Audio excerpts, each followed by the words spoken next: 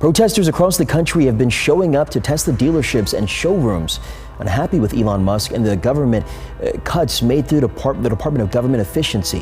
At first, it looked like static. A few angry tweets, a canceled pre-order, a protester holding a sign in front of a Tesla dealership. Nothing unusual, nothing dangerous. Then something snapped. The glass showroom cracked. The first car was keyed, and Elon Musk's empire began to melt in real time. On live stream, on TikTok, on the stock exchange. Not because of a recall or a battery failure or a missed delivery window. This collapse had nothing to do with hardware. It was about trust. The kind of trust that can't be repaired with a software update. One day, Musk was the future. The next, he was the villain.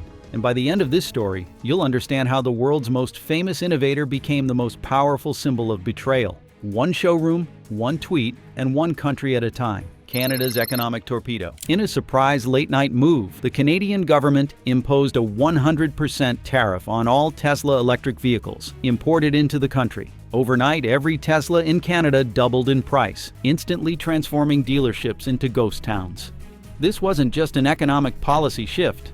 It was a targeted act of retaliation aimed directly at Elon Musk. Canada's action extended beyond vehicles.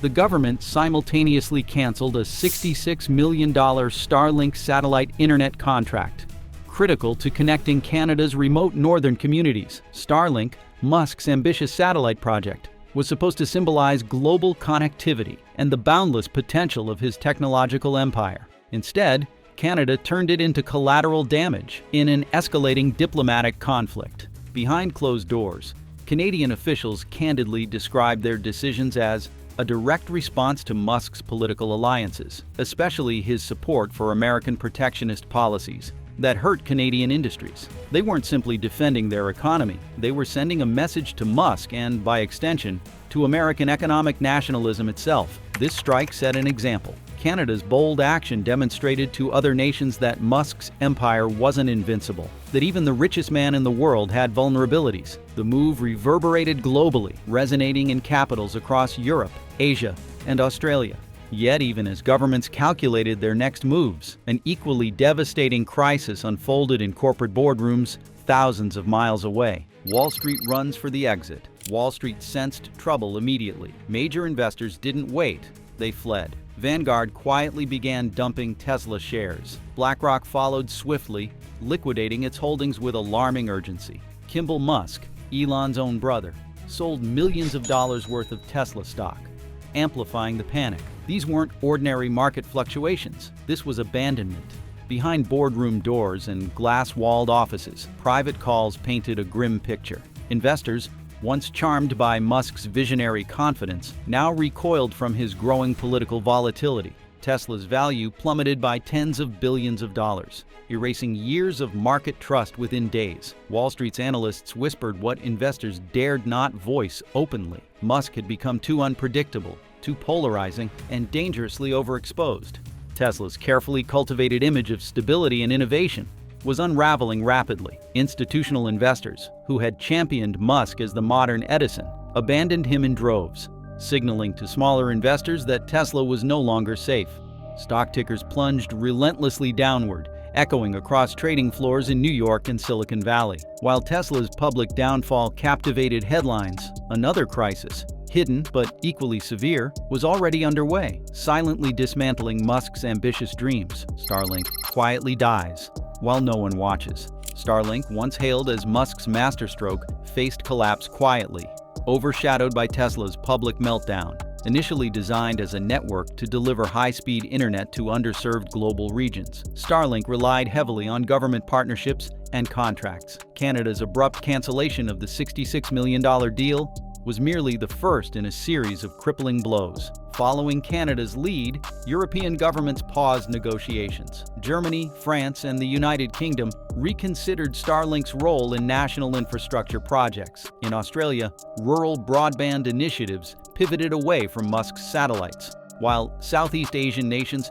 hastily reviewed existing agreements, wary of political fallout. Starlink's financial forecasts quickly deteriorated, plunging over 40% in revised revenue projections. Internally, Starlink executives desperately sought to renegotiate terms, only to find doors closing at every turn. Government partners increasingly viewed Starlink not as a revolutionary tool, but as a risky political liability. Musk's public controversies had poisoned Starlink's image, undermining its credibility and destabilizing vital relationships. Contracts unraveled one after another, bleeding Starlink's balance sheet dry. Once championed as the ultimate global connector, Starlink's ideological vision collapsed into a cautionary tale of ambition, colliding with political reality. This wasn't merely the failure of a business model, it was the fracturing of Musk's entire worldview. So we dug through global contracts, tariff records, and satellite funding trails to show you what really took down Starlink. Now you've got the full picture. No fluff, no headlines, just the truth behind Musk's collapse. And if that saved you time, hit subscribe. That's all we ask. Starlink's silent collapse signaled more than financial losses. It marked the start of an irreversible shift against Musk, one that would escalate from boardrooms and balance sheets to streets and factories worldwide. Musk's technological empire wasn't just weakening, it was facing a rebellion, fueled not merely by economic interests, but by deeply felt anger and betrayal from the people who had once supported him most fervently. The cash burn, nobody could stop. Tesla wasn't losing money, it was hemorrhaging it. On the surface, it looked like a bold market correction. In reality, it was a slow-motion collapse disguised as strategy. Elon Musk had one plan to stop the bleeding: slash prices. Cut deep enough, fast enough, and maybe the company could stimulate demand before anyone noticed the rot underneath. But what started as a calculated discounting play quickly spiraled into something far more dangerous: a desperate race against the balance sheet. The discounts came fast and heavy. Tesla models across North America, Europe, and Asia saw sweeping price reductions, in some cases exceeding $10,000 per unit. Sales temporarily jumped, but not enough. The cost of each vehicle still rolled off the production line higher than the price customers were paying. Tesla wasn't just undercutting the competition, it was undercutting itself. Margins, once the envy of the global auto industry, collapsed almost overnight. Analysts watched as once healthy figures of 20% profit per vehicle plummeted to single digits. Some models were reportedly being sold at near break-even points. Operational expenses, however, did not follow the same trend. They soared. Factory expansions in Texas and Berlin fell behind schedule and over budget. Legal battles over autopilot claims piled up. Research and development, still chasing the dream of full autonomy, continued to consume billions. Musk refused to cut back. He insisted the future had to be built now, or Tesla would have no future at all. Behind the scenes, panic set in. Suppliers began requesting advance payments. Accountants scrambled to reforecast earnings. Regional sales teams were given impossible quotas to hit without the financial support to back them. Then came the most terrifying realization: Starlink could no longer bail them out. Starlink, once Tesla's financial backstop, was no longer growing fast enough to cross-subsidize the losses. After Canada terminated its $66 million government deal, other nations followed. The pipeline of reliable government money was drying up.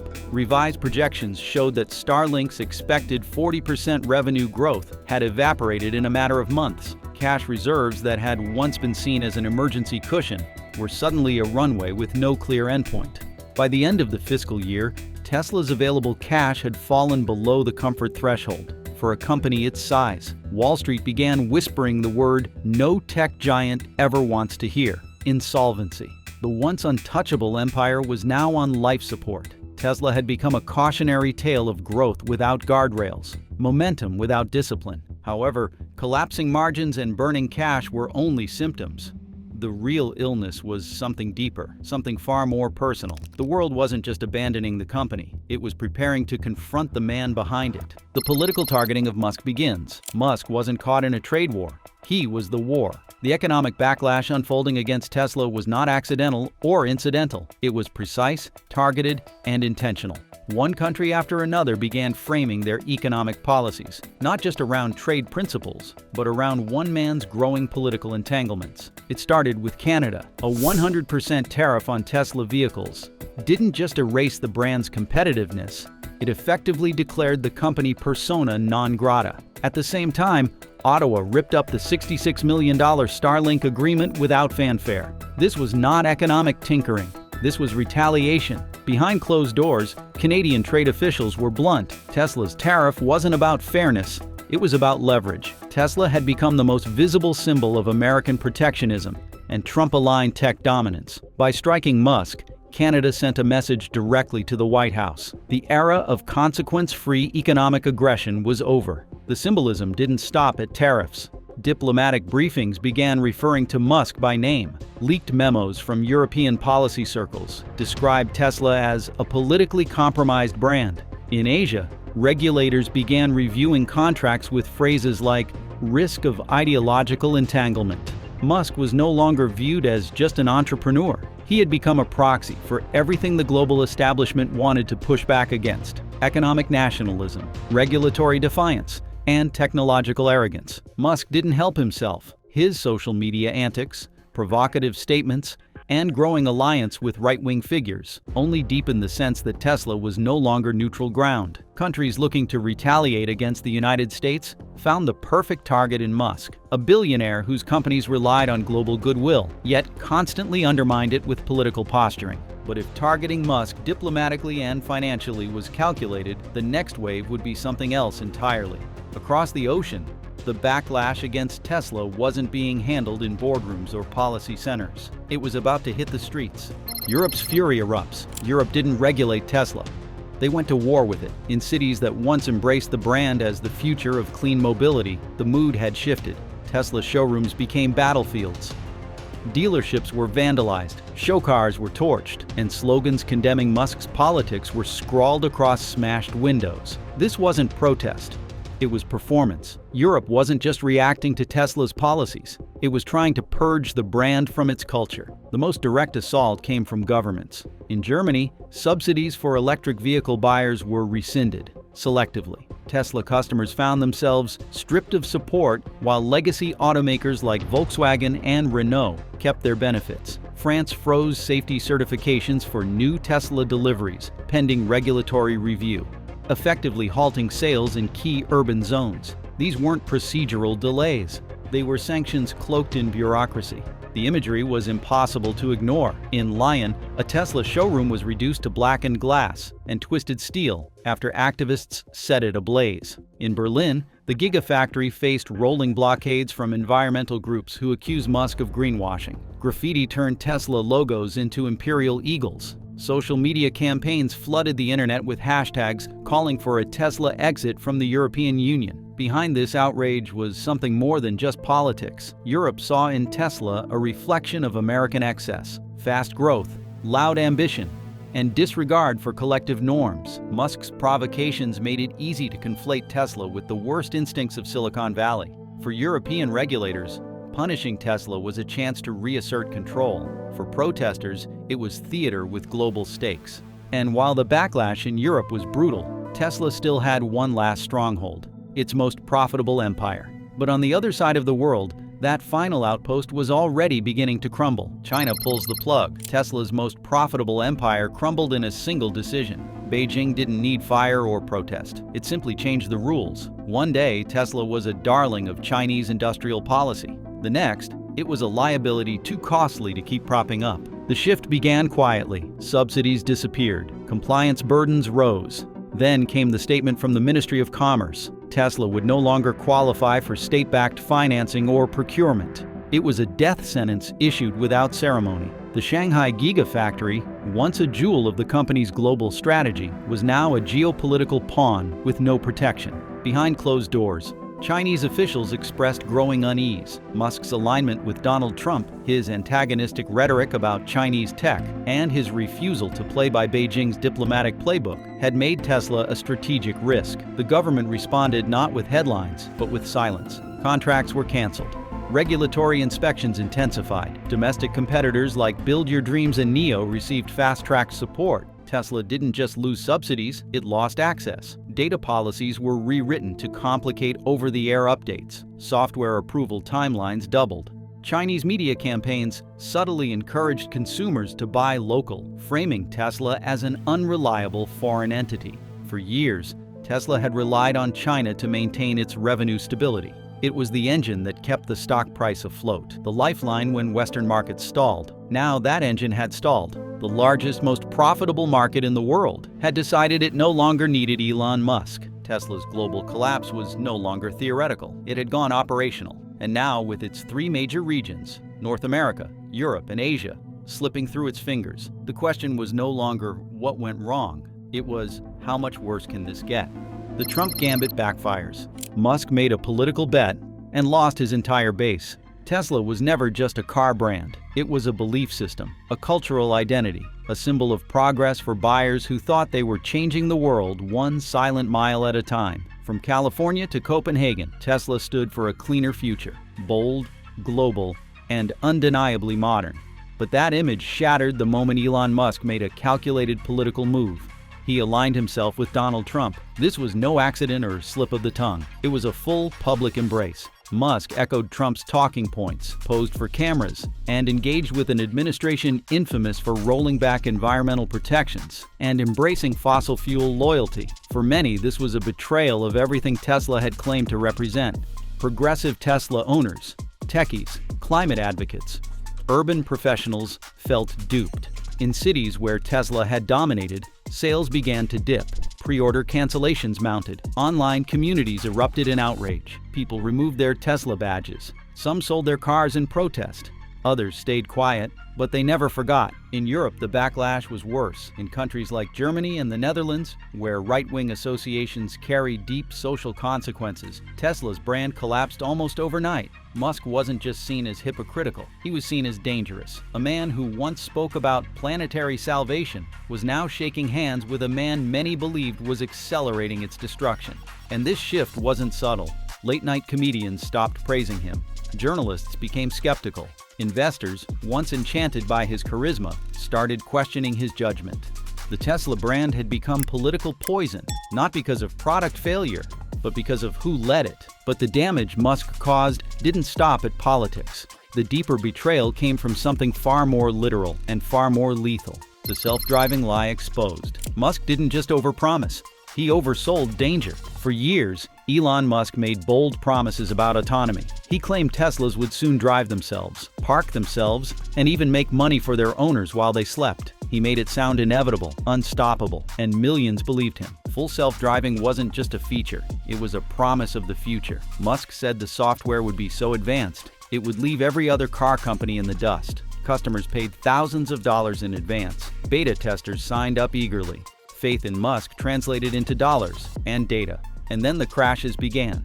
Real crashes, fatal crashes. Pedestrians struck, families devastated. The very software that was supposed to save lives began to take them. Investigations followed. The National Highway Traffic Safety Administration launched a probe.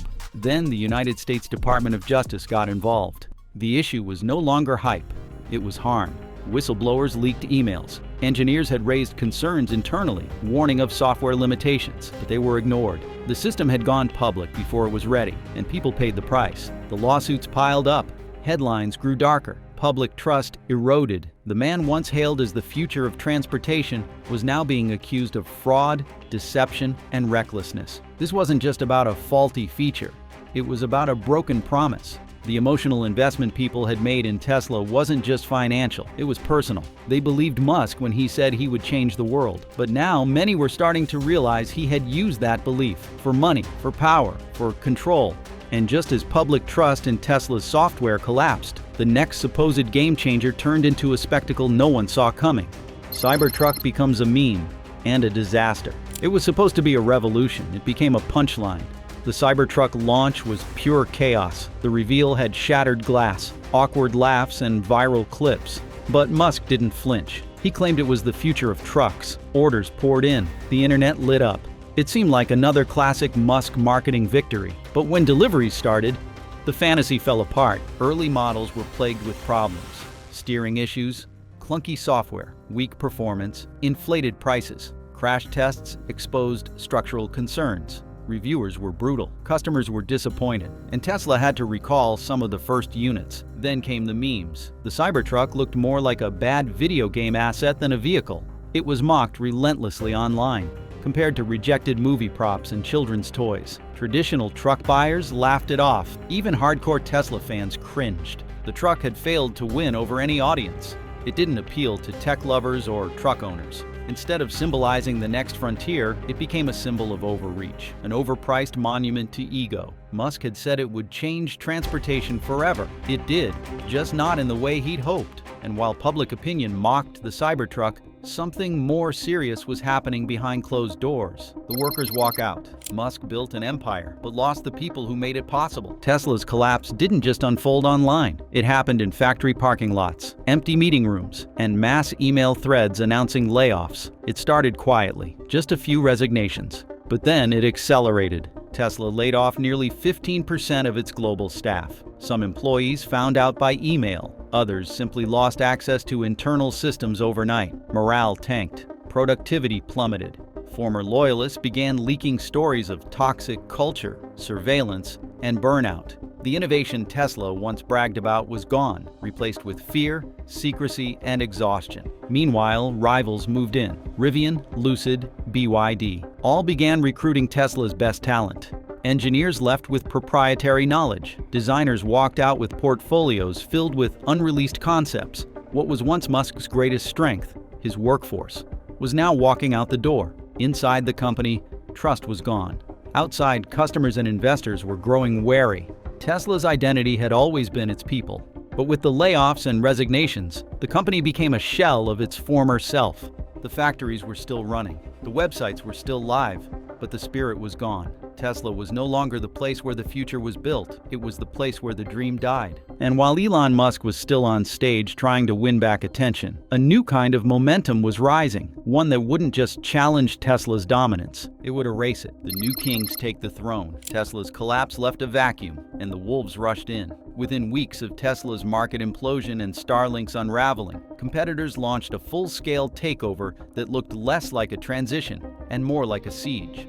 Build Your Dreams, the once overlooked Chinese electric vehicle giant, surged across global markets, armed with cheaper prices, better build quality, and none of the political baggage. Rivian Automotive, once playing catch-up, capitalized on Tesla's fall by recruiting former Tesla engineers and repackaging their playbook into something cleaner, calmer, and far more appealing. In North America, General Motors and the Ford Motor Company finally shed their outdated reputations, presenting electric vehicles that felt both cutting-edge and grounded in something consumers trusted. On the satellite front, the collapse of Starlink's government contracts left the skies wide open. Canadian and European telecom companies moved fast, offering satellite internet alternatives with a critical advantage: political neutrality. For governments burned by Musk's erratic behavior and high-profile scandals, neutrality was more than a feature. It was the foundation for every new infrastructure deal. South Korea, Australia, and the United Kingdom rewrote procurement standards specifically to exclude companies with known political affiliations, effectively blacklisting Starlink without ever naming it. In response, new coalitions emerged: telecom alliances backed by public trust, local manufacturing, and stability over spectacle. Even the language changed. Where disruption once dominated headlines, leaders began using words like resilience, transparency, and democratic infrastructure. Elon Musk's collapse wasn't just an opportunity for competitors to rise. It was a chance for nations to rewrite the rules, reassert control over digital territory, and reclaim economic sovereignty. Yet, as the companies rose, another force was rising alongside them. One Musk never thought he had to worry about: the workers. The Union Uprising Musk never saw coming. He tried to crush labor. Now they're writing new laws. What began as whispered frustration inside Tesla's factories turned into a full-blown labor revolution once the empire crumbled. Across former Tesla and Starlink facilities in the United States and Europe, workers who had spent years under Musk's brutal conditions began organizing at a pace not seen since the industrial era. In Austin, engineers laid off during the mass exodus filed class action lawsuits and union petitions on the same day. In Berlin, factory workers backed by German labor councils overturned Tesla's non-union model in a single vote. The real shift, however, came when policymakers noticed. Legislation introduced in Michigan, California, and New York mandated baseline union representation in all electric vehicle manufacturing receiving federal support. In France and Spain, pro-labor amendments tied to new energy investment made it impossible for non-unionized plants to qualify for tax credits. The entire playbook Elon Musk used to dominate labor, long hours, stock options, and media loyalty no longer worked. Workers didn't want to gamble on a visionary anymore. They wanted protection. This movement spread fast, fueled by the symbolism of Musk's downfall. Starlink ground technicians formed their first international union. Software developers at competing electric vehicle firms wrote open letters demanding labor rights reform. Elon Musk had once been the mythic figure behind an era of progress, but now his name sparked a wave of rebellion against unchecked ambition. Still, nothing hit harder than what came next. Not lawsuits, not lost contracts, not policy shifts. The most devastating blow came from the people who had once worshipped him, not with protests or legislation, but with silence. A quiet, emotional rejection that spread further and cut deeper than any sanction. So now the question quietly lingers. What happens to a legacy when the world simply stops listening? Let's know in the comments down below. Thanks.